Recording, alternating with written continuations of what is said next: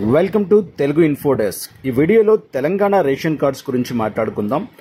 చాలా మందికి ఎవరైతే మీ సేవలో రేషన్ కార్డ్స్కి అప్లై చేశారో వాళ్ళ అందరికీ ఆల్మోస్ట్ మెసేజెస్ రావడం జరుగుతుంది. మీరు చెక్ చేసుకోవచ్చు మీకు రేషన్ కార్డ్ వచ్చిందా లేదా అని చెప్పేసి.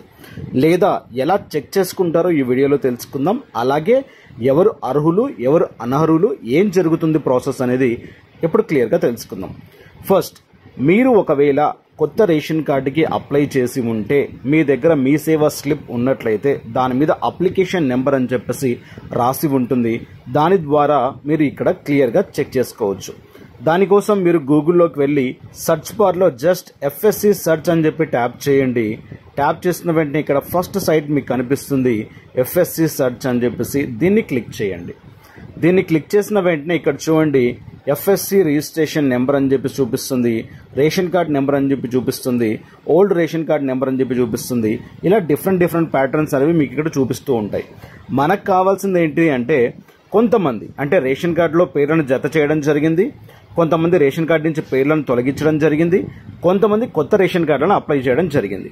సో దాని బేస్డ్ ప్రకారంగా మీరు అప్లై చేసి ఉంటే ఇక్కడ మీ కార్డ్ నెంబర్ ఎంటర్ చేసి డైరెక్ట్గా మీరు ఇక్కడ చెక్ చేసుకోవచ్చు.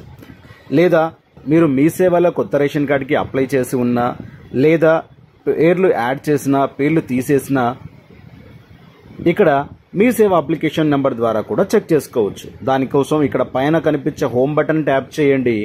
ట్యాప్ చేసిన వెంటనే ఇలా సైట్లోకి తీసుకొని రావడం జరుగుతుంది. ఇక్కడ చూడండి FSC సెర్చ్ అని చెప్పేసి ఉంటుంది. దీన్ని క్లిక్ చేసి ఈ సెర్చ్ బార్లో FSC అప్లికేషన్ సెర్చ్ అని చెప్పేసి కనిపిస్తుంది. దీన్ని ట్యాప్ చేయండి. దీన్ని ట్యాప్ చేసిన వెంటనే ఇక్కడ చూడండి డిస్ట్రిక్ట్ ని ఎంటర్ చేసుకోమంటుంది. మీరు ఏ డిస్ట్రిక్ట్ అయితే ఆ డిస్ట్రిక్ట్ ని ఎంటర్ చేయండి. ఇక్కడ అప్లికేషన్ నెంబర్ అని చెప్పేసి కనిపిస్తుంది. ఈ అప్లికేషన్ నెంబర్ వచ్చేసి మీ సేవలో అప్లై చేసినటువంటి అప్లికేషన్ నెంబర్ ఒకటి ఉంటుంది.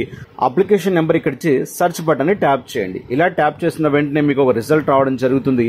పెండింగ్ లో ఉందా, అప్రూవ్ అయిందా, లేకుంటే స్టేటస్ ఇంకా పెండింగ్ లో చూపిస్తుందా, ఇలా మీకు ఏదో ఒకటి చూపించడం జరుగుతుంది అనమాట. రిజెక్ట్, పెండింగ్, అప్రూవ్డ్ అని చెప్పేసి. రిజెక్ట్ అయితే రీజన్ చూపిస్తుంది, అంటే ఆల్రెడీ మీకు రేషన్ కార్డు ఉన్నా లేదా మీ నేమ్ ఇతర చోట వేరే రేషన్ కార్డులో ఉన్నా.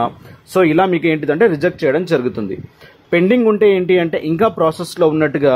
సో పెండింగ్ ఉన్న వాళ్ళు మీ దగ్గర ఉన్నటువంటి సివిల్ సర్వీస్ ఆఫీస్కైనా వెళ్ళండి, లేకుంటే మండల ఆఫీస్కి వెళ్ళండి.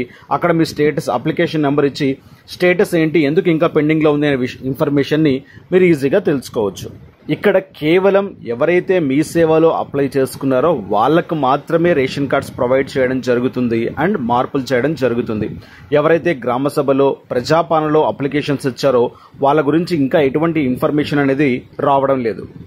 సో ఆల్మోస్ట్ రేషన్ కార్డులకు సంబంధించి చాలా మండలాలలో ఒక స్పెషల్ టీమ్ యాప్ ద్వారా కూడా సర్వేలు చేయడం జరుగుతుంది.